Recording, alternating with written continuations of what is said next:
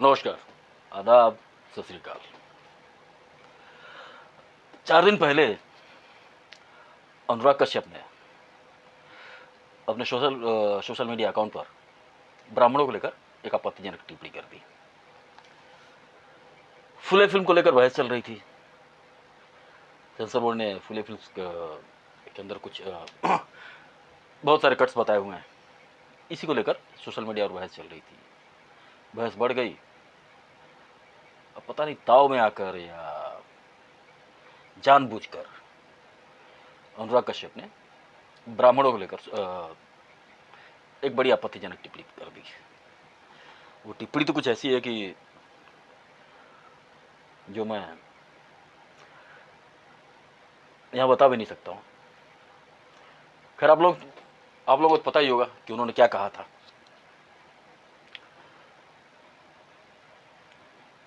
काफ़ी असली शब्दों का, ये कहे बड़े सड़क छाप शब्दों का प्रयोग किया था।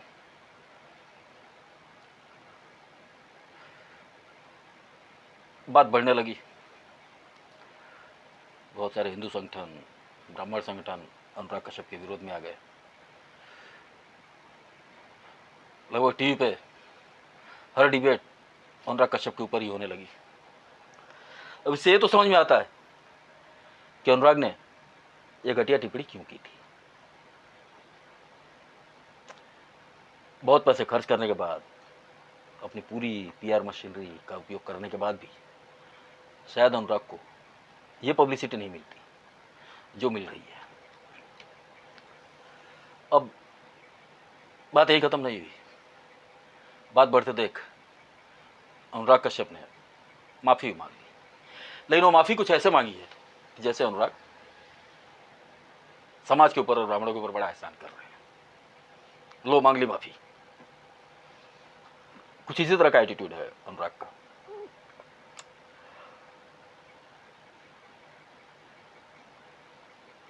पता नहीं अनुराग कश्यप समाज पर या देश में ब्राह्मणों के दिए हुए योगदान को जानते हैं या नहीं जानते हैं। आज़ादी की लड़ाई में जो ब्राह्मणों का योगदान है, या मुगलों से लड़ाई में जो ब्राह्मणों का योगदान है, या उसके पहले वैदिक काल में जो ब्राह्मणों का योगदान है, उसको जानते हैं या नहीं जानते हैं। अब जानते हैं या नहीं जानते हैं ये बड़ी बात नहीं है। अपने अनुराग के आगे जो कश्यप लिखा है, जो जिस कश्यप शब्द का उपयोग करते हैं, थोड़ा उसका इतिहास भी जान लेते हैं। की पब्लिसिटी लेनी है तो और भी बहुत से तरीके हैं। उनके ही कुछ कलीग्स हैं जिनसे सीख लेते हैं।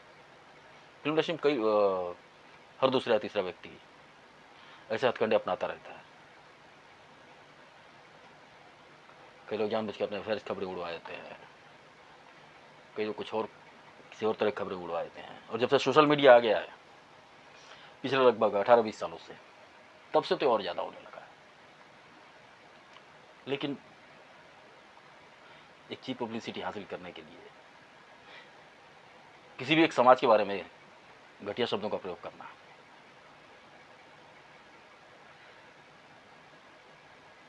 और ये करने वाले अनुराग हैं या कुछ और भी लोग हैं। जैसे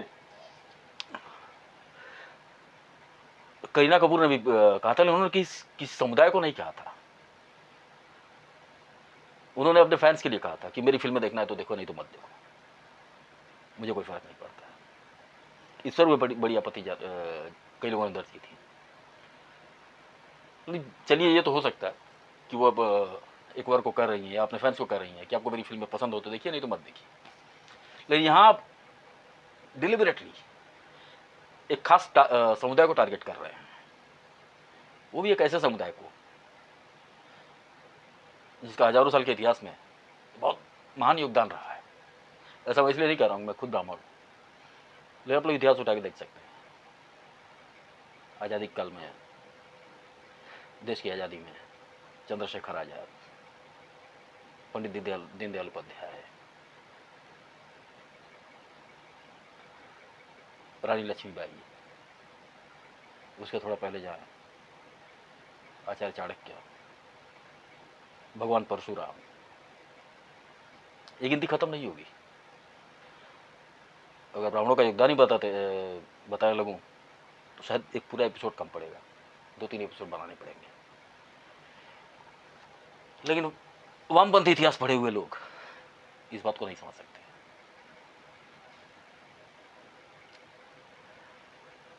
और अनुराग ने जो कहा वो तो कुछ ऐसा ही है, ब्राह्मणों को कुछ कहना कि जैसे आप आसमान की तरफ मुंह करके थूक रहे हैं। तो अनुराग तो आसमान की तरफ मुंह करके थूक नहीं रहे थे, कुछ और कर रहे थे। आप लोग जानते हैं कि उन्होंने क्या कहा था।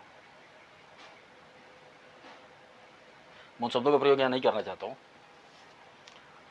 मेरा एपिसोड है, परिवार के लोग देखते हैं, छोटे बच्चे भी देखते हैं, तो ठीक नहीं लगता है। अब थोड़ा अनुराग कश्यप के बैकग्राउंड पर आते हैं। अर्ली 90s से इनका स्ट्रगल शुरू होता है, काफ़ी धक्के खाते हैं, कुछ काम नहीं मिलता है। ब्लैक फ्राइडे रिलीज होती है, बनाते हैं, लेकिन क्रिटिकली तो अक्लेम होती है, लेकिन कुछ सफलता नहीं मिलती है। कुछ फिल्में लिखते हैं, राम गोपाल वर्मा की काफ़ी फिल्में लिखते हैं। इसी बीच इनको एक फिल्म मिलती है, तेरे नाम में डायरेक्शन का मौका मिलता है। जब हीरो को निर्देशन देने जाते हैं, हीरो यानी सलमान खान, तो उनको कहते हैं कि ऐसा ऐसा कैरेक्टर, फिल्म तो देखी है आप लोगों ने, आप लोग पता ही होगा उनका सलमान खान का क्या कैरेक्टर था। तो उनको उनके कैरेक्टर की ब्रीफिंग देते हैं और अपनी ब्रीफिंग के वक्त कहते हैं कि मेरी फिल्म मैं बड़े रियलिस्टिक तरीके से बनाने वाला हूँ, इसके लिए आपको अपने सीने के बाल उगाने पड़ेंगे। सलमान खान वहाँ तो कुछ नहीं कहते, लेकिन डायरेक्शन खत्म होने के बाद जब उनकी प्रोड्यूसर से बात होती है तो प्रोड्यूसर कहते हैं भैया आपका डायरेक्टर मुझे ऐसा ऐसा बोल रहा है। डायरेक्टर बुलाता है अनुराग कश्यप को और पता नहीं गालियाँ दिया नहीं, लेकिन जलील तो बहुत करता है और लात मार के फिल्म से बाहर निकाल देता है। इसके बाद कुछ और राम गोपाल वर्मा के साथ काफ़ी फिल्में लिखते हैं। इनकी राइटिंग की एक खासियत है, बड़ी मेहनत करते हैं, बाकी के राइटर से ज़्यादा मेहनत करते हैं। अब मेहनत कैसे करते हैं? मेहनत इनको ऐसे करनी पड़ती है कि पहले 2-3 हज़ार 2,500 गालियाँ सोचते हैं, अब उन गालियों के मुताबिक शब्द चुनते हैं कि गालियों में कौन से शब्द किस जगह फिट बैठेंगे। अब गालियों के बीच में एक एक शब्द हीरो करके इनकी एक पूरी कहानी तैयार होती है। आप लोग समझ सकते हैं मैं क्या कहना चाह रहा हूँ। गैंग्स ऑफ वासेपुर देख लीजिए, इनकी बाकी भी फिल्में देख लीजिए, गालियाँ ज़्यादा होती हैं, शब्द कम होते हैं। अब पता नहीं सलमान खान ये समझ गए थे। अब सलमान खान अपनी मुलाकात में सलमान खान ने जज कर लिया था कि किस तरह की फिल्म बनाएगा। ये जो इंसान मेरे सामने बैठा है, इसकी कैपेबिलिटी एक अच्छी फिल्म बनाने की है, बड़ी फिल्म बनाने की नहीं है। ये खास तरह की फिल्म बना सकता है। सलमान खान ने समझ गया और उन्होंने फिल्म से इनको निकलवा दिया और प्रोड्यूसर भी इस बात को समझ गया और ये बात बिल्कुल सच निकली। ये अनुराग कश्यप की हैसियत सिर्फ एक सीमित बजट में एक गरीब फिल्म बनाने की ही है। वो गैंग्स ऑफ वासेपुर या उस तरह की फिल्में तो बना सकते हैं, लेकिन जैसे ही एक अच्छी बड़े बजट की फिल्म बनाने का मौका इनको मिलता है तो ये वही करते हैं जो इन्होंने अपने सोशल मीडिया पे लिखा था। और उसका सबूत है बॉम्बे वेलवेट। बॉम्बे वेलवेट बनाई, एक बहुत बड़े वेट की फिल्म बनाई, लेकिन कैसी बनाई, उनको बड़ा स्टार भी मिला, लेकिन किसी भी चीज़ का उपयोग नहीं कर पाया। और फिल्म जैसी बन के सामने आई वो सबने देखा और उसका हासिल भी वही हुआ जो होना चाहिए था। और फिर वो उसी टाइप की फिल्में हैं, गैंग्स ऑफ वासेपुर या गैंग्स ऑफ वासेपुर 2 टाइप की फिल्में, उसी तरह की फिल्में बना पाते हैं। अब आदमी अपनी फ्रस्ट्रेशन निकालेगा कहाँ?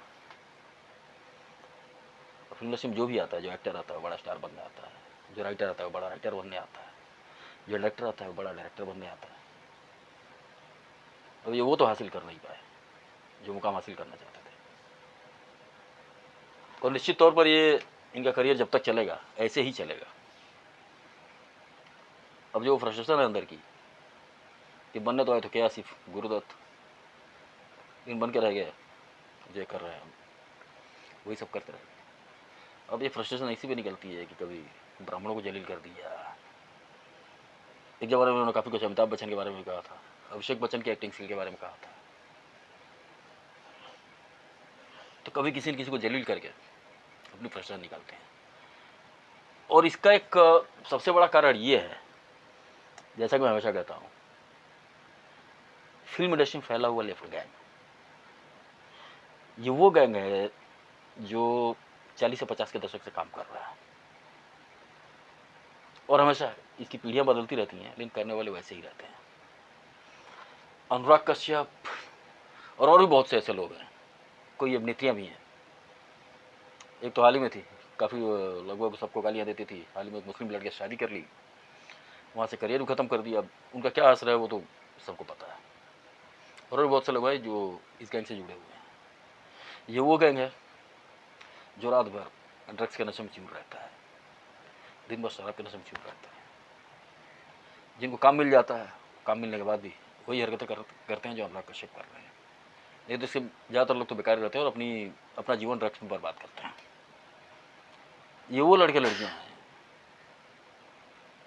जो 2 पैक शराब के ऊपर बिक जाते हैं,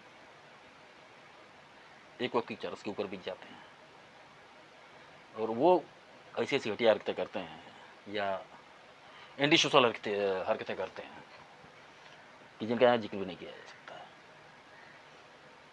अनुराग कश्यप और ऐसे बड़े बड़े सेलिब्रिटीज़ के नाम मैं जानता हूँ जो इसमें लिखते हैं, लेकिन लेना ठीक नहीं लगता है। जो इसके इस गैंग के स्ट्रगलर्स हैं, वो लगभग आपको हर स्टूडियो में प्रोड्यूसर में धक्के खाते मिल जाएंगे, और जो इनके बारे में जानते हैं वो तो इनकी शक्ल देखते ही पहचान जाती है इसी गैंग का हिस्सा। उनको काम भी कम ही मिलता है, और यदा कदा अगर मिल गया, सफलता मिल भी गई, तो ये वही होते हैं जो अनुराग कश्यप हैं। लेकिन से हमारे बहुत बड़े फिल्म इंडस्ट्री बहुत सीनियर और बहुत महान एक्टर, वो भी इस गैंग का हिस्सा है, और वो भी आए दिन बेतुके बयान देते रहते हैं। खैर, अनुराग कश्यप के इस बयान पर ज़्यादा रिएक्शन देने की जरूरत नहीं है, और जो लोग रिएक्शन दे रहे हैं वो भी एक तरह की राजनीति से ही प्रेरित है। नहीं तो आप ऐसे व्यक्ति के ऊपर क्या रिएक्शन दे सकते हैं जो आसमान के ऊपर देख के थूक रहा है, वो तो उसी के मुंह पे गिरेगा। खैर दोस्तों, आज के लिए इतना ही। अगले एपिसोड में किसी और विषय पर चर्चा करेंगे। तब तक के लिए आप लोग अपना ख्याल रखिए। धन्यवाद, नमस्कार।